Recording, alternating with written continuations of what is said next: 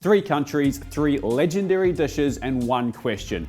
Who does the best slow-cooked beef? From spicy, smoked beef birria from Mexico, to the rich, spiced, amazing flavors of the rendang from Indonesia, and then the red wine braised classic dish of beef bourguignon. These are 3 iconic beef dishes from around the world, and I'm gonna put them head to head, and we're gonna judge them on flavor, technique, and how difficult they are to cook at home. And in the end, we'll crown 1 winner. A huge thank you to Australian Beef for sponsoring this video. Now let's get stuck in. Beef bourguignon. We're gonna start in France today. So I've gone to the butcher and I've got myself a lovely big piece of chuck beef. I think the chuck is a great cut of meat for braising, and it's worth mentioning any of these cuts of meat you could use in any of these recipes technically. The chuck's a tough piece of meat, lots of connective tissue, which is great for slow cooking because it breaks down and gets gelatinous and keeps the rest of the fibers nice and moist. But go talk to your butcher, they're the wealth of knowledge. They're gonna tell you what's on special, what's available, what's good for what you're doing. And if you see your butcher's got chuck on sale, I'd definitely get the chuck. Chuck steak is delicious. You can't eat it as a steak though. I don't even think it's actually called chuck steak ever. And then same with bacon. So you want a streaky bacon, ideally something with a decent amount of fat in it, and something smoked ideally as well. The other thing you can do, which I often like to do more than buying streaky bacon, is get, if my butcher's got some in stock, I'll get some smoked speck. So speck is, I think it's kind of the French version of bacon, but it's the whole piece of pork that's smoked whole. It'll have the skin on still normally. Just take the skin off and cube it into lardons. If you've got bacon, streaky bacon like this, we're just gonna cut it into pieces, roughly 1 centimeter cubes. It's gonna render out pretty far anyway, but it's gonna add a real nice, just a light smoky flavor throughout our end beef bourguignon. So I'll cut that first. I like to kind of get everything ready before we start cooking with this, with any cooking really, but especially in a braise. And the reason I also like to do it in this scenario is because I can use 1 board for all my dirty stuff and then 1 board for all my veggies underneath. So there is a big piece of silver skin here on top of the chuck. Ideal that you kind of pull that off. So how you get there is you get your boning knife, just pinch it through and then run your blade through it. Take that off. The silver skin, I mean, technically probably will break down, but it's kind of different to the stuff I was talking about earlier, the interconnecting stuff, which is this stuff through here. Silver skin's different to this fiber. This fiber is far more gelatinous when it breaks down. Silver skin won't really break down. It'll kind of stay whole. And if you don't really fancy doing this part, ask your butcher to do it, and I'm sure they'll be more than happy to sell you diced chuck that's already had the silver skin removed. In fact, most of them will probably have it in their cabinet. And if they don't have diced chuck, they'll have something else that they can dice up for you, or you can dice up yourself. So then we're gonna cut this into cubes. So I reckon that's gonna go in half, but to save ourselves some stress, we'll cut this way and then cut down the center of that. Now, if you get a big piece of sinew like that, that's not gonna break down, just get rid of that, and then we'll dice it. So you want chunks of meat, roughly this size. I'm gonna call that 2 centimeters cubed. So veg, classic kind of mirepoix plus a few extras. So we've got these lovely pearl onions here. We're also gonna need some tomato puree and a little secret ingredient, a stock cube. And the reason we use a stock cube is just to kind of beef up that beefy flavor. Don't be scared of a stock cube. I'm just gonna dice this onion, gonna peel these carrots, and then I'm gonna barrel cut them. Barrel cut, you cut your carrot on an angle, then you roll it a quarter, and you keep going. Celery, get rid of the leaves. Then we're just going to dice the celery into roughly 1/2 centimeter cube. Got 6 cloves of garlic here, just smash, and then we'll run our blade through. The good thing about any braise like this is that the stuff's going to cook down. It'll pretty much melt away. Then we've got 2 bay leaves, that's enough, and some thyme.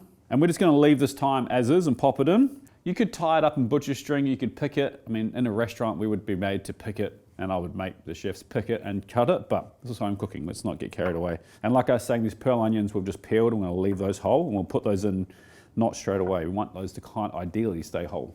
All right, let's get this bacon cooking. So I've got a big Dutch oven, something with a lid here. We're gonna cook this all the way on the stove top, but you want something with a good bit of heat retention and a lid. Get that going over a high heat. We're just gonna put a tiny bit of oil in and get that hot. The bacon is gonna render out a lot of fat. Just a bit of oil to help it start. Also, make sure you get a bit of heat in these things. So while we're waiting for that, we can get our chuck seasoned. So just lay it down flat, season it with salt on that side, and we're gonna flip everything over, season the other side. Got to really control your salt when you're cooking braises and stuff, because that stuff reduces. It can sometimes get a bit salty. So absolutely season your stuff, season as you cook. It's really important, but just don't go kind of crazy. Bacon in. Just gonna saute that until it's kind of golden brown and the fat's rendered out. All right, we're getting close here. You can start to see some colors starting to develop in the bacon here, which is what we want. All the fat's rendered out. I'm gonna pull that out in a second. So I'm just gonna turn the heat off so it doesn't, all that fond doesn't burn. We don't want that fond to burn. You can see in this pan here, that starting to look a bit dark. That's because my pan wasn't over the center. So just be careful of that. Pull that bacon out into a bowl. Try and leave as much fat as you can in there. We're gonna use that when we're sealing off our beef. Pan back on, let that come up to temperature. I am just gonna be really cautious of this side here because I really don't want that to get much darker than it is. Now, this pan's about to lose a lot of temperature because we're about to put a whole bunch of cold meat in it, but still. We're starting that section where we're worried about the fond and then work our way around. So we've got good color on our beef here. I'm gonna pull it out. I'll turn the heat off my pot so I don't want that fond to burn and put it with the bacon. So leave all that fat in there. Heat's going back on. We're gonna add our onions and carrots. Small pinch of salt. Saute that for about 1 minute. Scraping off any fond you can get off so it doesn't burn. After a minute, we're gonna add our celery, stir that through. 1 more minute, and our garlic. Now we're going with our bay leaves and our thyme. Tomato puree, stir it through. We add our flour, stir that through as well. Now we wanna cook our flour out a little bit, just like you would for a roux. Gonna add some black pepper. And now we add the meat and bacon back. Our secret ingredient, the stock cube, just a bit of flavour booster. Break it up a little bit, it'll hydrate and break down anyway. Now what makes beef bourguignon is a bottle of Bordeaux. Well, I don't know if this is Bordeaux. I'm imagining this is Australian, but hey. New World wine versus Old World. Woo. Controversial. Okay, at this point it's important that we give this a really good mix. What we're trying to do is make sure that we don't have any lumps in our flour, that everything's kind of well incorporated, and that we're scraping the bottom and the sides of the pan. The pan should be nice and clean. Getting all that fond, all that flavor off there. We also want to bring this wine up to a simmer and just simmer it for about 10 minutes. We want to cook off all that booze and reduce it slightly. You will start to see the wine or the liquid now start to thicken, and that's because of all that flour that we just put in there. Let that simmer. I'm going to wipe down my bench because I made a mess, then we'll come back. So this has been bubbling away for about 4 or 5 minutes now. I'm going to turn this right down to low. I'll actually move it in a second onto a smaller burner. We want this just to tick over slightly. But we're going to put in our little pearl onions. We're just going to rest those on the top. Then we're going to add the beef stock. Stir that through. Lid on, simmer that for 2 hours. We'll check it after an hour and a half, but it'll probably take 2 hours. We'll see you then. Okay, so our beef's been cooking for 2 hours almost. Well, yeah, pretty much bang on 2 hours, and it's looking good. It's just simmering away nicely. It's kind of fall apart tender at the moment. It's not breaking apart, it's fall apart tender. Couple of things left to do. Just gonna cook some mushrooms to put in there. So I've got a big pan, so butter goes in, and we want this to get nice and foamy. You don't really want it to burn, but you do want it to be foamy. And then I got my last 2 cloves of garlic here. That goes in. Really infuse that butter. Mushrooms in. I like to keep my mushrooms a decent size too. I don't like it when mushrooms and this type of thing kind of fall apart. Season with salt. I'm just going to fry these for 3 or 4 minutes until they've got a little bit of colour on the outside. Then we're going to add them to our bourguignon for the last 2 minutes of cooking. All right, we've got some good colour on the mushrooms. Time to go into the pot with the beef. So we're just going to stir those through. Lid back on, nice little low simmer for another 2 minutes. While that's simmering, let's go cut some parsley. So I've got flat leaf parsley, and I kind of like quite a lot of flat leaf parsley in this recipe. I'll be a bit lazy and just do that. My old chefs would have destroyed me for doing that back in the day. Pick the leaves, you lazy chef. So bunch your parsley up nice and tight, and then roll it up. And then we're just gonna chiffonade. Nice sharp knife, run across your knuckles. And I think with a dish like this especially, Just want to cut your parsley once. You don't want to kind of mulch it. As soon as you start really, running your blade through it a bunch of times, it can kind of get a bit gross, bruises it. But that's plenty. Mushrooms are cooked now. If you see any of the bay leaves and stuff, I'd pull them out. I wouldn't gonna go fishing for them, but if you do see them, then pull them out. In with most of our parsley, we'll save some of it to garnish our plate, but that's 80% of it, I'd say, or 75, and stir it through. Now, worth mentioning, if you're not gonna eat this all at once, I'd pull the stuff that you think you're not gonna eat out before you stir the parsley through it. And always do the parsley fresh. Time to plate. Now you can serve this with mashed potato, some baby potatoes even. Personally, I just like it with a big piece of baguette. Got a nice hot baguette here. Bit of extra parsley. There you go. French classic beef bourguignon. We're gonna start with the sauce. After the beef, probably the most important part. It's a classic for a reason. That chuck steak is delicious and melt in your mouth. It's not dry at all, and it's super tender. You get that lovely smokiness from the bacon coming through. The carrots are nicely cooked and add a really nice sweetness, and there's a real savouriness to that sauce. Now we're starting strong here. So starting with flavour. It's got great flavour, there's no question about that. But is it enough? We've got some pretty punchy flavour dishes coming up. I think this is a good base. I'm gonna score this a 7 out of 10 for flavour. Texture, you need the crunchy bread, I think.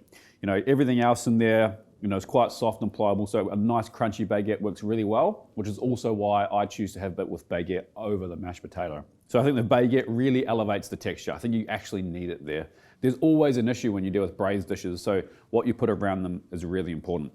For texture, I'm gonna give this a 6.5 out of 10, because I think if you have it with mashed potato like most people do, you're gonna struggle for texture here. And finally, how difficult was it? It's not that difficult to make, honestly. It's kind of set and forget. I know it takes 3 hours of cooking time, but you can do other stuff while you're doing it. The ingredients are readily available in the Western world, especially, no problem at all. So difficulty is probably going to score pretty high. I'm going to give it, and just keeping in mind, the higher the score, the easier the difficulty, or the less difficult it is. Does that make sense? Does that make sense? I think it does. So I'm going to score an 8 out of 10. Because it's not particularly difficult. So with a total score of 21.5, we're starting on a reasonably good score. But next up, one of my favorite dishes and one that's been popular online for a few years now, and for good reason, it's absolutely delicious, Birria. Took the internet by storm in like 2024, I think, maybe 2023, but it's delicious. It's one very tasty taco. So this meat we're gonna use here is an oyster blade we call it in Australia. It's a really fascinating muscle because it can be used as a steak or it can be used to stew. It's kind of the only muscle you can really do that with. It's got a big piece of sinew right through the center. And if you take the silver skin off both sides and then you split that muscle down that center there, you have some good steaks. But it does stew really, really well if you leave that connective tissue in the middle. So go to your butcher, see if they've got any oyster blade. They might only have it already cut up as steaks. If that's the case, tell them that you're braising it. They're not going to say you that. You're asking for a whole oyster. First things first, chilies. Lots of dried chilies. The recipe is going to tell you what dried chilies there are and how much to use of them. And they're pretty easy to get now, even if you're in Australia. And you're not going to find them at your supermarket, but if you better find them online. And even some butchers sell stuff like this now. We're going to de-seed them. They de-seed them in Mexico as well, because you're using so much of them. We're trying to get the complex flavors from the actual pepper itself. And if you just leave the seeds in, you're just going to get like really a lot of bitterness as well as probably too much heat. So you'll find different recipes will call for different dried chilies. The one that I've always used is ancho chili, guajala chili, and a dried chipotle. The first two are pretty easy to find online. Sometimes dried chipotle can be a bit tricky. If you can't find dried ones, you can just use the chipotle you'll find in the store in the tin. That's in adobo sauce. Ooh, this one's cooked. Sometimes the chili will come out and like that, and what's happened is that chili is moldy before it's dried, so don't use that. In the bin.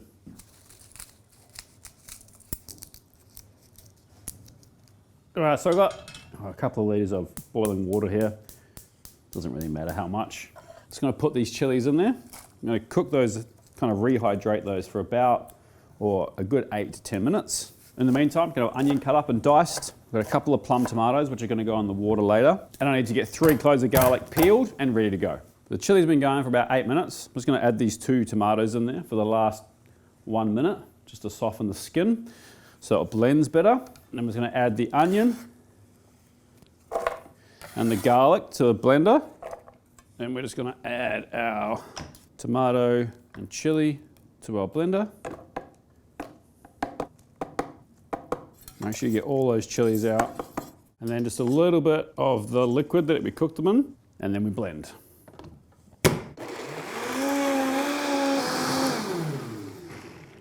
Just going to add a bit more liquid to that. It's pretty thick.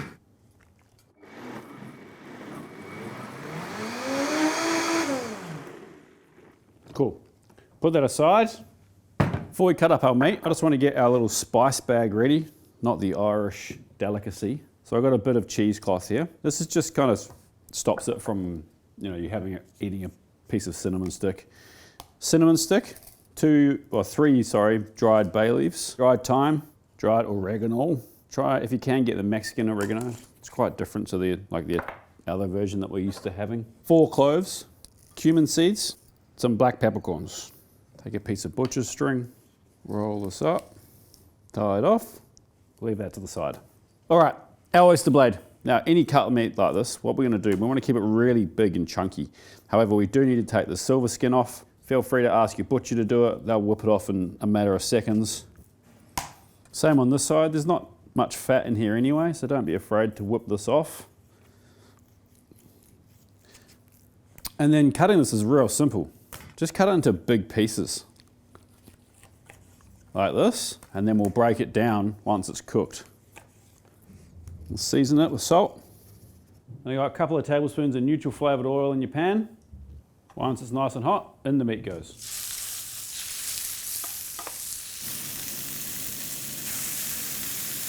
All right, I know it's a bit loud, I've got the extraction on, but we're just gonna get a good colour on all sides, and then we're gonna put it into our slow cooker. So we've got all this lovely fond here in the bottom of this pan. We don't want that to go to waste. So I've got some stock here, or broth, in that pan. Then just use a wooden spoon to scrape all that lovely flavour off, and we'll add that to our pot as well. Got our little spice bag here, in that goes. Chili mix from earlier, I'm gonna pour that all over. And finally, got a little bit of apple cider vinegar here. I'm actually gonna pour that in with the stock, and we'll pour that hot stock over the chili mixture as well. We don't need to get too crazy with mixing this. It's gonna be in here a long time, but just make sure, things are settled in there. Give it a little poke and a prod. Put the lid on. In a slow cooker like this on high for 4 hours. If you've got a few extra hours and you want to go out and do something, put it on low for 8 hours. Or you could just do this in a Dutch oven, just like we did for the Bourguignon. We'll see you in 4 hours. So our birria is cooked in the slow cooker for 4 hours on high. After 4 hours, I turn the slow cooker off and I've just let it sit there for another hour. What that does is it kind of lets the fat come to the top, which is kind of our next step, which is what we want to do. So there's kind of 2 parts to the liquid in here. Well, there's 3 parts. There's the meat, then there's a consommé, which we need, and then there's all this lovely, deep, dark fat. So we're going to use a ladle just to skim off all that fat, and you want to put it into a shallow dish like this. So now we've got a decent amount of that fat from the top. We want to use that to cook our tacos in a second. I'm going to pull our meat out. Look at that. We're going to leave our consommé in the slow cooker. Turn that back on high so it gets nice and hot. I'm just going to move this out of the way so you can see what I'm doing. Let that meat rest for a bit so I can actually handle it. In the meantime, we're going to get our garnishes ready. Pretty simple stuff. White onion, diced. Some washed coriander that we're just going to run our knife through. Some limes for garnish as well. I tell you what, I haven't been to Mexico, so I can't talk for real authentic Mexican food, but I have been to LA a lot. And the street tacos in LA are next level. And then cheese, super important. Got to have some cheese in there. Now, I think traditionally these are made with Oaxaca cheese. We searched Sydney for it, couldn't find any. If anyone knows where to get that cheese in Sydney, please let me know in the comments. I think the best alternative is like a dry mozzarella like here. You want something kind of mild, but that melts nicely. So just grate some of that. And of course, we need some corn tortillas. Now, this is like a white corn tortilla. You could also use flour tortillas if you prefer flour. I think traditionally it would be corn tortillas though. The only other thing we need to do is to shred our beef. And for this, I will put gloves on. I don't use gloves often in the kitchen. I feel like they're a bit of a waste. I prefer to just wash my hands properly. But this stuff, like beetroot, will stain your skin often. And it's also a bit of a heat proof. So take your meat, just look at that. Just pull it apart. Still want it kind of chunky, but you want all the fat deposits like evenly broken up, if that makes sense. So we got our beef all shredded up. We got our fat to cook our tacos in, diced white onion, coriander, some cheese, some mozzarella, some limes to serve. Let's get cooking. So I've got a griddle on like a medium heat, and it's nice and preheated, which is good. So take a pair of tongs, dunk it in the oil, sorry, not the consommé, both sides. Let it drain off a lot, and then on. Some of the beef, some white onions, some mozzarella, a little bit of coriander. Now we flip it over, push it down here. Now let that toast. While that's doing its thing, we'll do another one.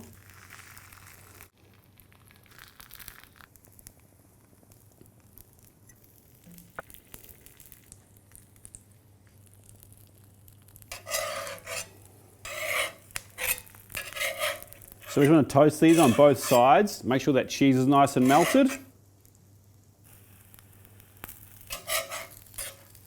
These are almost done. We're just going to serve up some of our consommé. Garnish with some more onion, coriander, piece of lime or two on the side. Oh, cheese pull. There we go. Birria tacos. I can't wait to eat these. I do love these tacos. Last time I had this was at Broke Boy Tacos in Auckland. Homie down there makes some amazing tacos. All right, in they go. Consommé.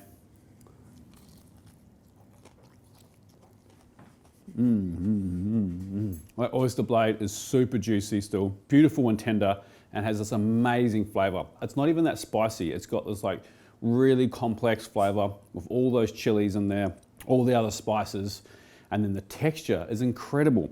You got the crunchy onion, the soft corn tortilla, that melt in your mouth meat, and that creamy cheese dipped in that consommé. Oh, that stuff's 10 out of 10, honestly. Oh, I've spoiled it. One more bite and then I'll judge it.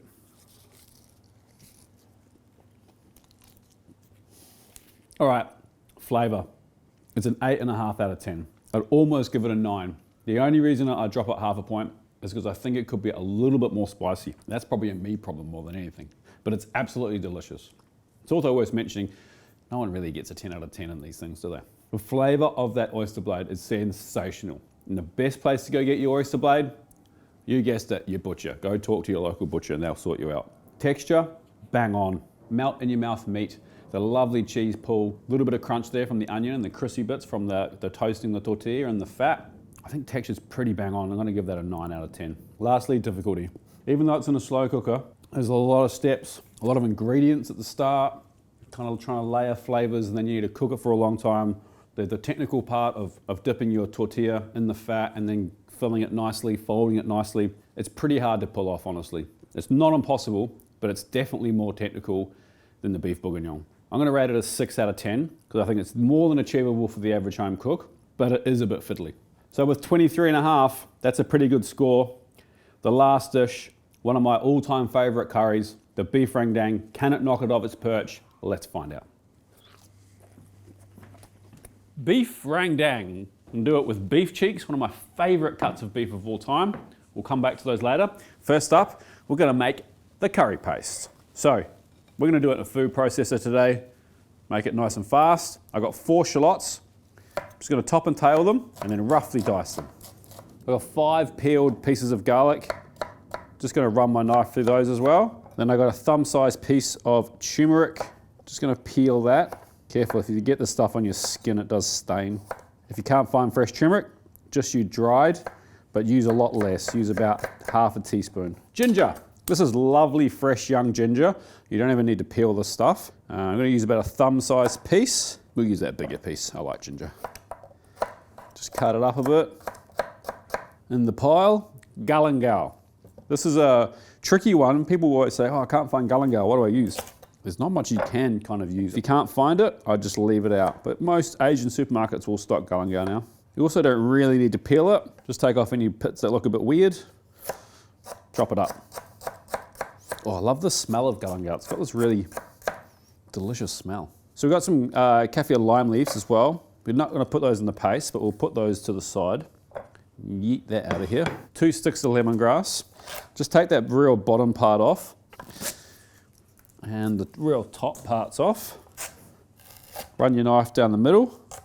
It's really fibrous, right? So you want to try and make those fibers as short as possible, and it will means your food processor won't have to do as much work. And that goes. We've got the candle nuts. They can go in that curry paste as well. And then we got dried chilies. These are really hot dried chilies. So we are just going to cut these down the middle.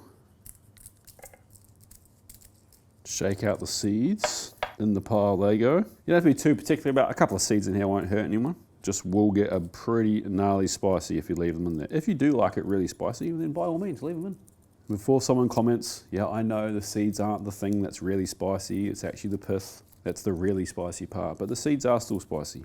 Someone must have done a video about chilies online recently, because every time I talk about seeds being spicy, someone feels the need to correct me in the comments section. All right, food processor is your best bet here. You can do it in a mortar and pestle. Feel free. My suggestion with that is start with the hardest stuff first. So lemongrass, get that going. Then add the galangal, get that going. And then add each thing until you kind of get everything else in there. But everything in. About a teaspoon of salt. 2 tablespoons of a neutral flavoured oil.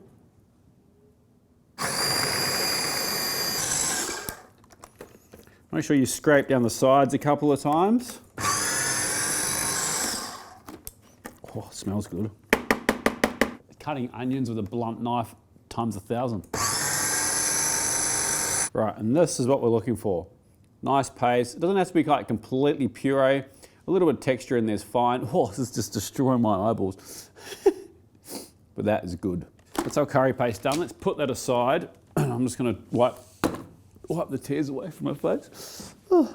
So, beef cheeks, literally one of my favourite cuts of meat. Go chat to your butcher. They're going to be able to get them for you. I'm not sure you may be able to get them anywhere else.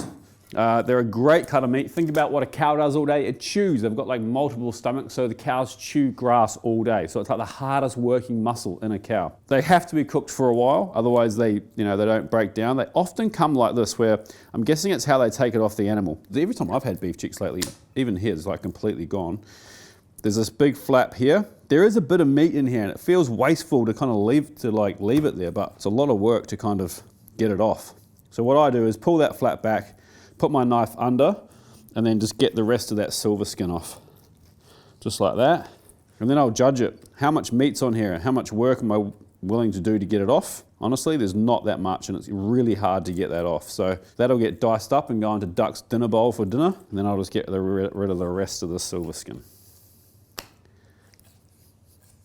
Check the underside. There's often a little bit of silver skin left here too, and it's quite tough stuff, so make sure you get all that off. And then dice it up. So you want fairly manageable sized pieces or dices of beef. So what's that, about 2 centimetres square, 2 centimetre cubed? There was lots of meat on that one, it's worth taking that off. Duck's not getting that. So we're going to preheat our pot, get a bit of heat in there. I'm going to add a couple of tablespoons of a neutral flavoured oil. And then once our oil's hot, we're going to add our curry paste. You really want to cook your curry paste out, because interestingly, you've noticed that I haven't put the beef in yet. So like some curries, especially through India and Indonesia, most recipes don't call for the beef to be sealed off first. It just kind of gets poached in the sauce. But it is really important that you do cook this curry paste out. I'm going to put this down because for some reason I'm just standing here holding it like a muppet. Then we're going to add our hard spices. So we've got cinnamon, our star anise, our green cardamom, and our cloves. Kaffir lime leaves. Honestly, it's not that spicy, it's just fragrant. So I do encourage you, spend some time cooking this out. You know, it's going to take 5 or 6 minutes. Make sure there's a window open nearby though. So to this, we're going to add another little pinch of salt and our coconut milk. Now let's put a bit of water in to make sure we got all that goodness out of that can. Stir this through. Often you'll find in curries from this part of the world, they'll talk about cracking your coconut milk, which is when you take like a third of the total coconut milk that you're using, and before you even put your curry paste in, you put your coconut milk in, and you split it. You split a third of it, and then you use the oil from the coconut milk to cook out your curry paste. This curry will split at the end anyway, it kind of naturally will, but most coconut milks that you get, I know in Australia at least, they won't split. They've got like a anti-splitting agent in them, they won't split. You kind of need a really natural one, but anyway. I'm going to bring that up to a light simmer. You can see it's already happening. And now we add our beef. Oops, I dropped a piece. And the reason this is so yellow is because of that fresh turmeric. If you use powdered turmeric, it won't be this yellow, but yeah, I like the flavour of the fresh better. So bring it up to a simmer, keep it stirring for the first few minutes anyway. Then you're gonna, once it's kind of simmering and bubbling nicely, turn it down nice and low, put the lid on. So we're going to simmer this for 2 hours. You're going to give it a stir every 15-20 minutes, and then we'll take the lid off and we'll continue to cook it for another half an hour with the lid off to make it nice and dry. And then it's at that point that you might see it start splitting. Don't worry, it's perfectly natural. So our curry has been cooking for 2.5 hours in total now.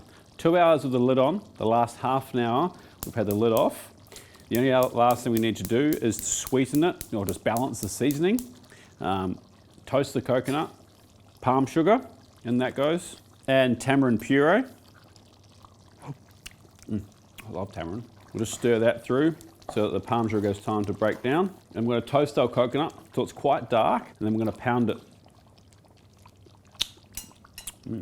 With a pinch of salt. Geez, it tastes good. It's nicely balanced now. Sweet, a little bit of spice, the savouriness from the beef. Delicious. So a rendang is usually quite a dry curry too. It's not a super saucy curry, and that comes from kind of reducing it and cooking it for a long time. It'll also thicken up once we add this coconut too. All right, that's toasted enough. Into a mortar and pestle. These peanuts are already toasted, but I want them a little bit harder toasted. So I'm just going to add those to the pan and let those toast away really slowly. And I'm just going to kind of ground this this coconut up a bit. It'll release its oils and get quite like sticky and tacky. And that's what we're looking for. It's not like super fine. It's got like a nice color, and the color's kind of even though it wasn't that even when it went in the pan. We're gonna get that into our curry now.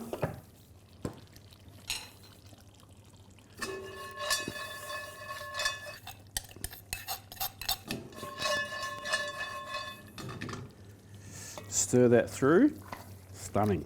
Let's just make a little salad to go on the side. So we got our rice. Then I just want to do a little cucumber, mint and coriander salad. So I've got these little baby cucumbers here, but you could just use normal cucumbers. Just going to barrel cut them. And then some of those toasted peanuts. Just going to dress it with a little bit of lime juice. We've got our curry. Stunning. Oh no, I made a mess. Get our little peanut cucumber mint salad piled up on the other side. And there we go.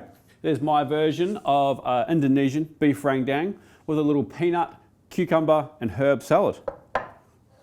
Guess we better have a taste. Better have some salad too, make it fair. A little peanut, you're a peanut. Well, that is delicious. I love the way that those cheeks cook down. They're kind of gelatinous in the best way possible. They're super juicy, and that rich spiced sauce is incredible. It's so well balanced. You know, you can taste all the individual flavors and then they mold together really, really well. I think that the crunch of the peanuts and the cucumber really adds something to it as well. And man, that is a delicious curry. But what are we gonna score it?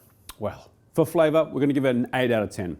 It's super well balanced, it's super tasty, and it's one of those curries that I think if you've got a friend that says they don't love curry, this is a great place to start with curry for people. It's not outrageously spicy. It's super fragrant and aromatic and super delicious. Texture, I'm gonna have to give this an 8 as well, but I think it definitely needs that salad on the side. That little bit of freshness and that crunch really helps next to those gelatinous cheeks. And difficulty, it's a 7. It's not super hard. I guess making your own curry paste maybe put some people off, but just do like I did, put it in a food processor. I know that someone's gonna be in the comments and say, but it's gotta be done in a mortar and pestle. I get that. I fully respect that it might taste a bit different if you do it that way. From all the people from Southeast Asia that I know well, I don't know many of them that actually pound their curry paste in a mortar and pestle. They either buy it from the local market, the curry pastes, or they put it in a food processor. So yes, while I am a big advocate for tradition, I think if that's going to stop you from making your own curry paste, then just put it in a food processor. My quick math says that that's a 23 out of 30. Let's put it in second place, and the Birria takes it out. Woo! I don't think it's that surprising. I think, you know, the internet blows up dishes for all kinds of reasons. But I think Birria has been blown up for a reason, and that reason is it's just damn good. Legends, thank you so much for watching. Don't forget, go and chat to your butcher. They're a wealth of knowledge. You could use any of those cuts for any of these recipes, and I encourage you to go chat to your butcher and make some of these recipes. Like this video if you've taken anything from it, subscribe if you're not, and we'll see you next week for another recipe. Peace.